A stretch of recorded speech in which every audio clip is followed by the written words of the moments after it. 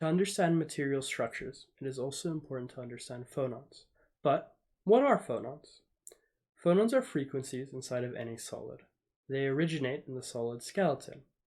This skeleton is called a lattice. These phonons are caused by small fluctuations due to quantum mechanics. These fluctuations make the atoms inside of the material resonate at specific frequencies. There are two types of phonons, acoustic and optical. Acoustic phonons are where all of the atoms are moving in the same direction with each other, while optical phonons are where the atoms are not moving in the same direction. Acoustic phonons are at much lower frequencies, while optical phonons are at much higher.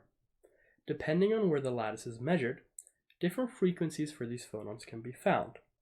Acoustic phonons will approach zero at the lattice's origin, while optical phonons will remain high.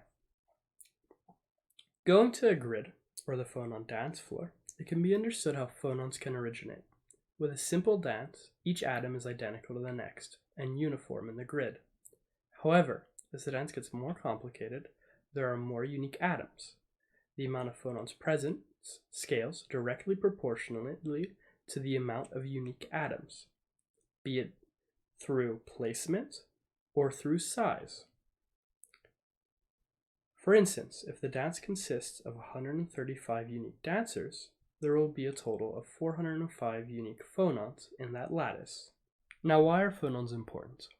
Phonons contribute to many aspects of material, but interestingly, heat is one of these. Thermal expansion is one of these properties. It is known to make things bigger as they heat up. However, this process is actually created by phonons. And with specific phonons, it is possible that when a material is heated, it instead shrinks.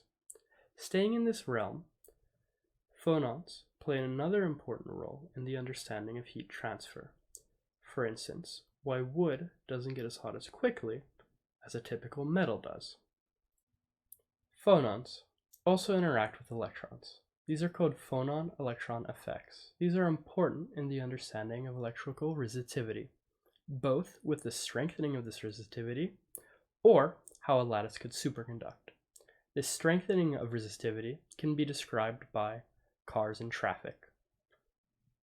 Superconducting can be described by electrons freely moving inside of this lattice with no resistivity. Lastly, phonons contribute to the overall energy of a material. This is through a more elaborate thermodynamic effect, and there are computer simulations that can understand how this energy changes with temperature. However, that is a more complicated story for another time.